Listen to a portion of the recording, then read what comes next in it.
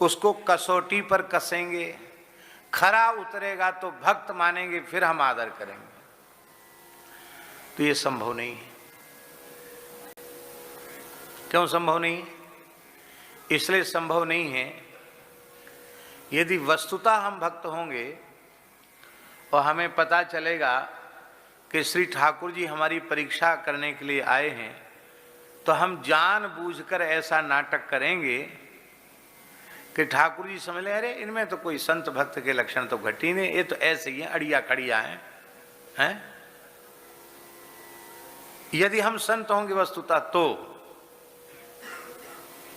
और बहुरूपिया होंगे तो हम इतना बढ़िया अभिनय करेंगे आपके सामने कि होंगे तो महापाखंडी, महाधूर्त, महाठग, और हम इतना बढ़िया नाटक करेंगे कि आप इतने बड़े बुद्धिमान विद्वान वक्ता भी चक्कर में फंस जाएंगे। आप परीक्षा लेकर भक्ति करेंगे तो असली नकली हो जाएंगे, नकली असली हो जाएंगे। इसलिए भैया कौन भक्त है कौन नहीं है ये तो ठाकुर जी के ऊपर छोड़ दो। मस्तक पर तिलक है, गले में तुलसी है, वैष्णव का बाना है, भैया तुम तो भक्त हो, हम तुम्हें प्रणाम करते हैं। भीतर की बात भीतर वारो जाने, अपने भीतर थोड़ी घुसे काऊके, बाहर से जो दिख रहा हम तो उसी को प्रणाम करते हैं।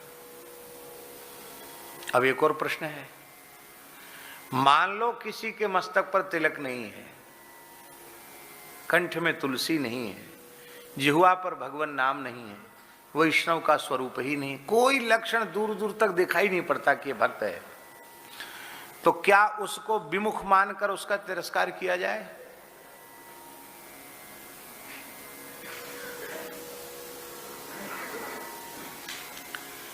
श्री चैतन्य महाप्रभु के चरित्र में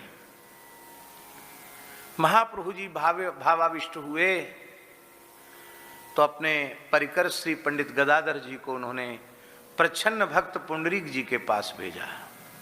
चरित्र आप सबको मालूम है। तो वहां जाकर ठाकुर जी उन्होंने पुंडरीक जी को देखा तो बोले ये महाप्रभु जी जिनका भावावेश में नाम ले, ये तो नहीं हो सकते। क्यों?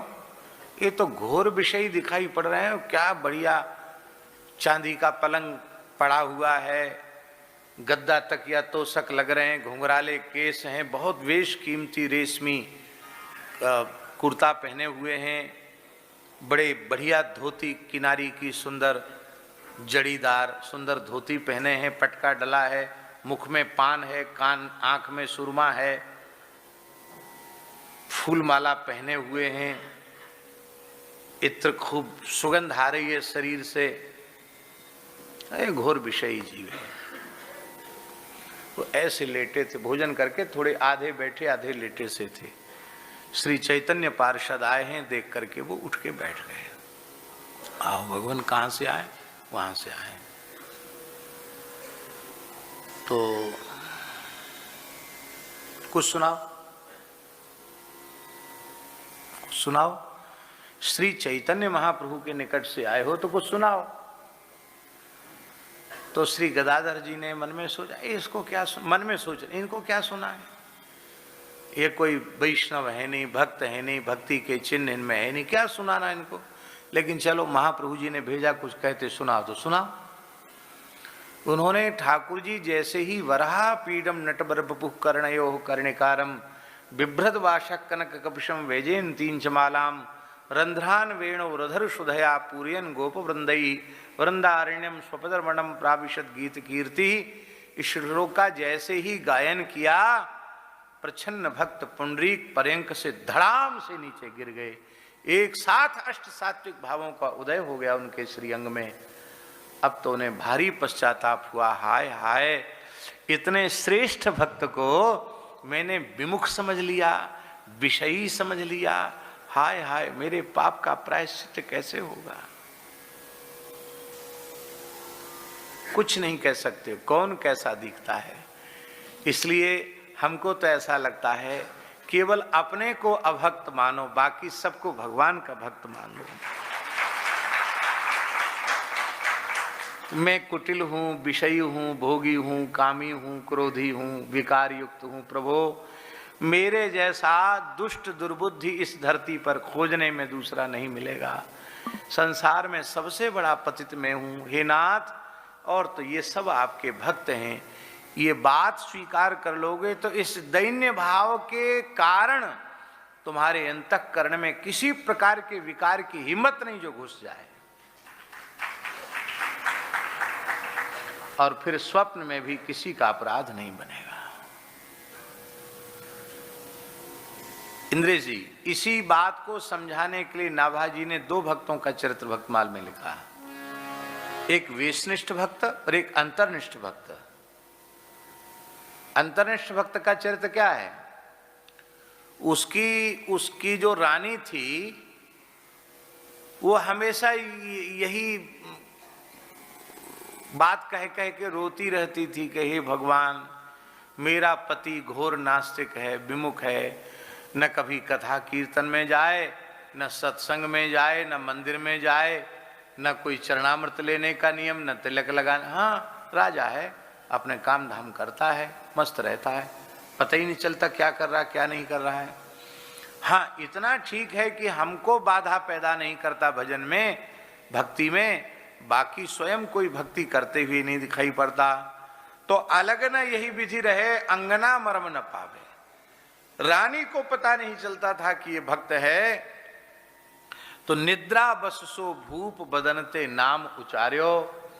सोते सोते राजा ने स्वप्न में कहा, हानाथ रमण प्रेष्ठ कवासुकासी महाभुजो दास्यास्ते कृपणाया में सखे दर्श सन्निधिम।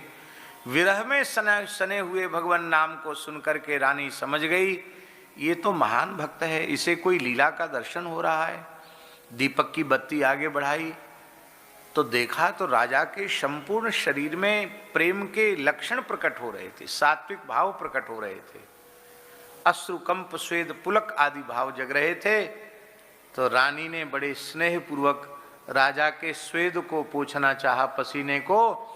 जैसे ही रानी ने स्पर्श किया, रानी के शरीर में भी वे प्रेम के लक्षण संक्रमित हो गए, उसको भी अश्रुकंप पुलक आदि भाव जग। अरे ये इतना उच्च कोटि का प्रेमी जिसे छूकर मेरे हृदय में प्रेम के सात्विक भाव विकार जागृत हो गए।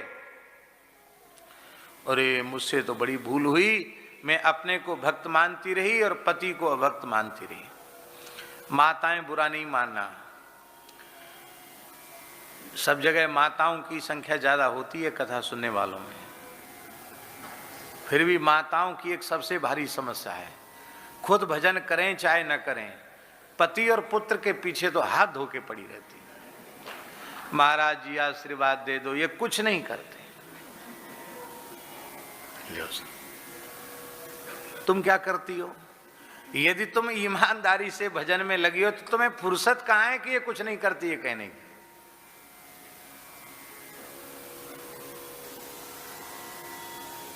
केवल दूसरे का दोष देखना। अरे कुछ नहीं करते, तुम्हारा हाथ तो नहीं पकड़ते माला फेरने में? नहीं पकड़ते, फिर इतने में ही संतोष करो। तुमने अपने को भक्त मान रखा, पति को अभक्त मान रखा है, ऐसा क्यों? यहां भक्त भक्त नहीं, सनातन धर्म तो दृष्टि देता है पति को परमात्मा का स्वरूप मानो।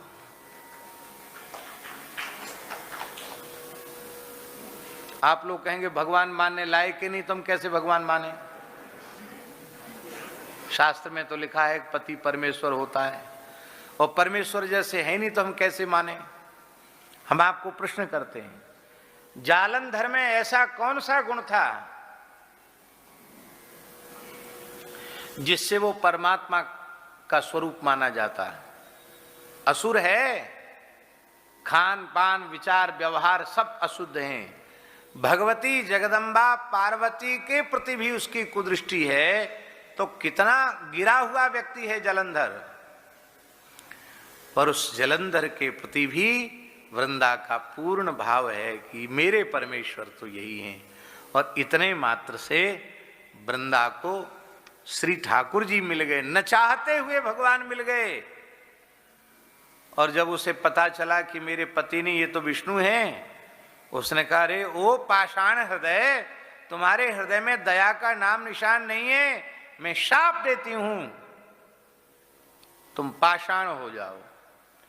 भगवान बोले, प्यार में सब कुछ सहना पड़ता, मार भी खानी पड़ती, गाली भी खानी पड़ती है, शाप भी सुनना पड़ता है। हम तो एक तरफा तुमसे प्रेम करते हैं, तुमने हमको शालिग्राम होने का शाप दे दिया, पाषाण होने का शाप दे दिया, कोई बात नहीं, हम शालिग्राम जी के रूप में रहेंगे, लेकिन छोड़ेंगे फिर भी नहीं तुमको। तुम तुलसी बनकर निरंतर हमारी सेवा में रहोगी। साधुओं में कहावत है, 4 प्रहर 64 घड़ी, ठाकुर के ऊपर ठकुरानी चढ़ी। हाँ, क्या कहना।